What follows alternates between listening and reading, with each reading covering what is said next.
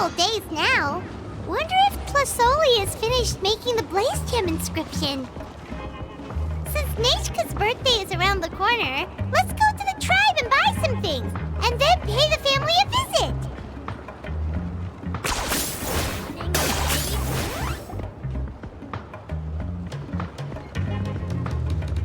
Xilonen, good thing you're here. I'm wondering if I can...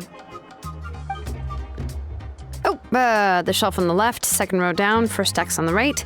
That one's yours. And the garden hoe belongs to Ignal, and the hammer is Pakal's, so make sure you take the one that's yours. I haven't even said why I'm here. But looks like you're about to head out for a break. Yes, but I am going to take it right here. The temperature is just perfect today. Really? But doesn't it feel a lot hotter than usual? I really don't want to stay out in this heat. Exactly. In hot weather like this, customers don't tend to stick around and talk when they're coming to place orders or pick up the goods.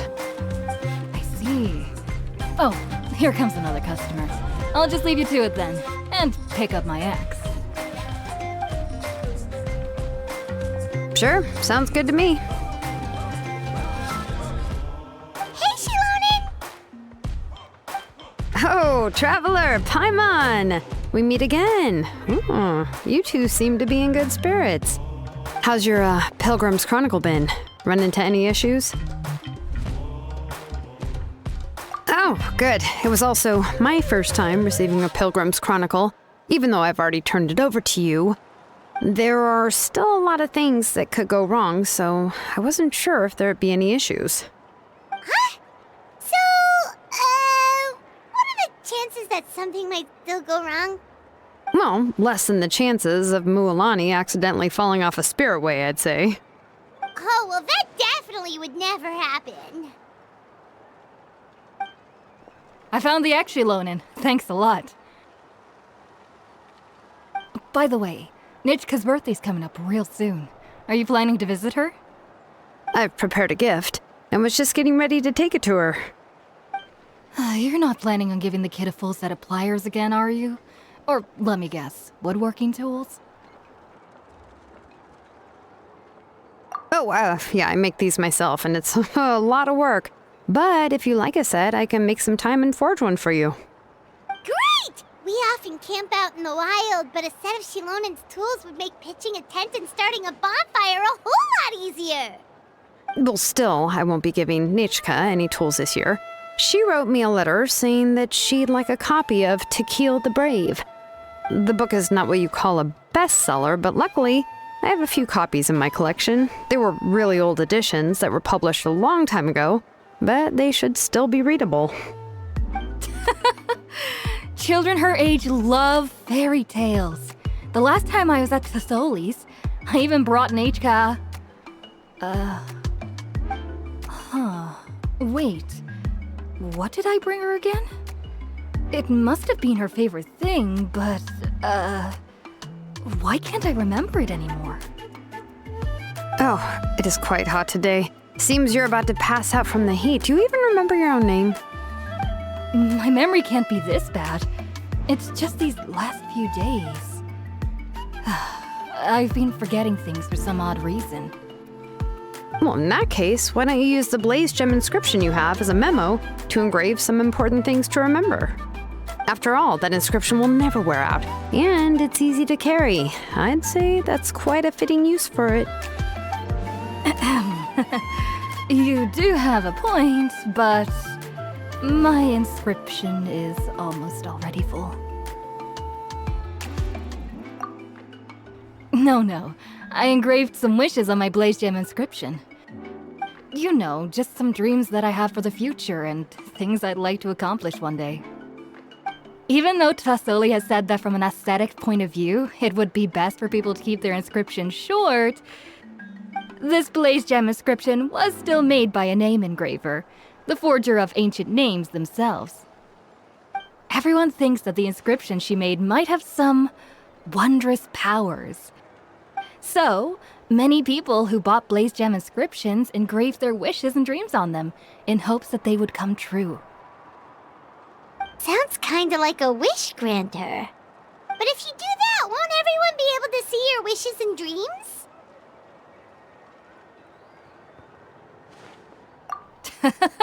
Don't worry. We usually ask Tlasoli to add the inscriptions for us.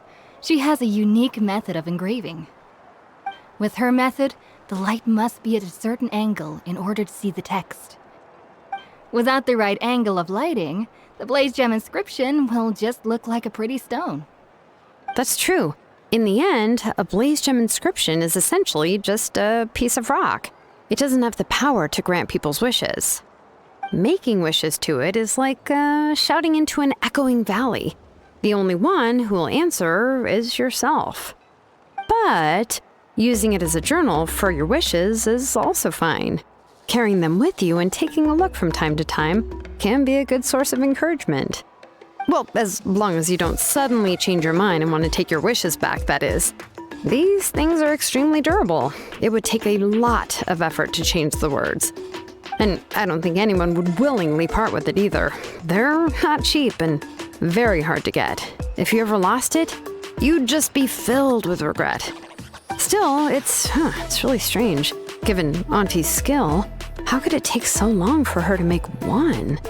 Oh, well, I hope someone didn't give her an idea of making fewer and selling for more. It's true. Chevin would totally have put that in her ear. Still, I don't think it's such a bad thing for Tlasoli to make some money by selling these. At least she and little Nechca are better off now, and won't have to worry about the cost of treating her illness anymore. I was really worried about their family at first, and was even planning to send them some...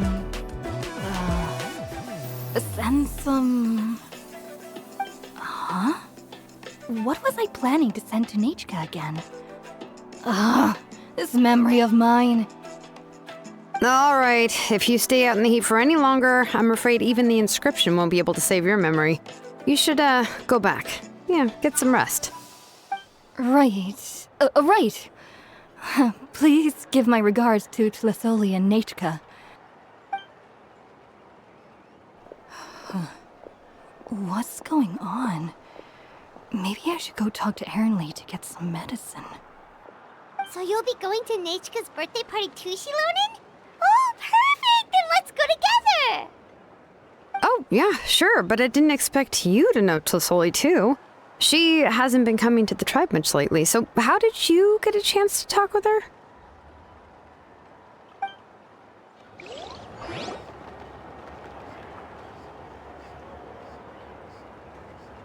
Oh, so that's how you met her. She even wants to use volcanic crystal as a forging material. Guess she's really pulling out all the stops for her daughter. Then let's just go and ask. Come on, I want to give her the book anyway. Huh? Wait a second, aren't birthday gifts supposed to be a surprise? If we ask Nechca, then she'll know what gift we'll be getting her. And that would ruin the surprise! But if you don't ask her, then how will you know what kind of present she would like? Here's another idea. Perhaps you can also give her a storybook based on what she wrote in her letter. That might be a good option. But shouldn't we give it a little more thought? If we all give her books, it might seem like we didn't put much effort into it. Xilonen, have you really never asked her what she would like the most? There must be something else she'd like besides books. Unfortunately, no. Nechca's illness has kept flaring up over the past few years. Apparently, she couldn't do anything during that time other than rest in bed. She didn't even have the strength to talk to anyone. It wasn't until recently that she started to recover from her illness and regained strength to write letters to others. Anyway, there's no need to overthink it. Worst case scenario, I can split the book into 2 volumes and we can each give her one. Yeah, even though it would ruin the surprise, we could at least get her something that would make her happy. Anyway, could you tell us a bit more about the book that you're getting her? Is it really that unpopular? Well, it's a little difficult to explain. You see, there are actually 2 versions of To Kill the Brave. The premise of the book is pretty straightforward. It's basically about a set of twin brothers working to defeat a demon lord. But after defeating the demon lord, the older brother Tequil discovers that the king's spirit has possessed his younger brother Remok. In the ending of the original story, the older brother kills his younger brother to defeat the demon lord, before jumping into a volcano.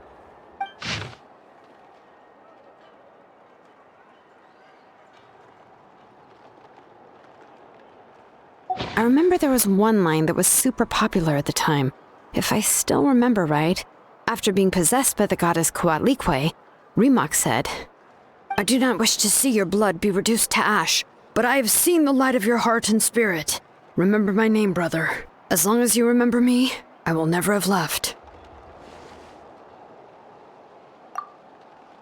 The other version was released only recently. The author heard a suggestion from someone and suddenly decided to try and make a stake in the fairy tale market, so the story was revised. In the revised version, the brothers killed the demon lord together and both survived. According to the author, this gave the story a happy ever after kind of ending. However, the revised version was not well received. After a month on the market, it had hardly sold any copies and the books were collecting dust on the store shelves. The store owners desperately tried to get rid of the book and have resorted to all sorts of promotions and discounts to sell it. Even now, the only edition of To Kill the Brave you can find in the market is the newer one, whereas the older edition is nearly impossible to find. Anyway, I couldn't bring myself to give such a poorly rated book to Nechca, so I spent a few days looking and managed to find a few copies of the old edition in a warehouse. I picked out a copy that looked relatively new and wrapped it up as a present for Nechca. If you're interested, I can give you this extra copy to read. The pages are pretty old though, so please be gentle with it. Oh, and here's a copy of the newer edition too. They gave me a free copy when I went to buy some chocolatl. So that's how they're trying to sell off the book. Could it really be that bad? Even Paimon's curious now. Okay, but you'll have to carry Paimon for a while. Once Paimon's done reading it herself, she'll read it out for you. Let's get going. Celestoli lives pretty far from the tribe, so it'll take us some time to get there.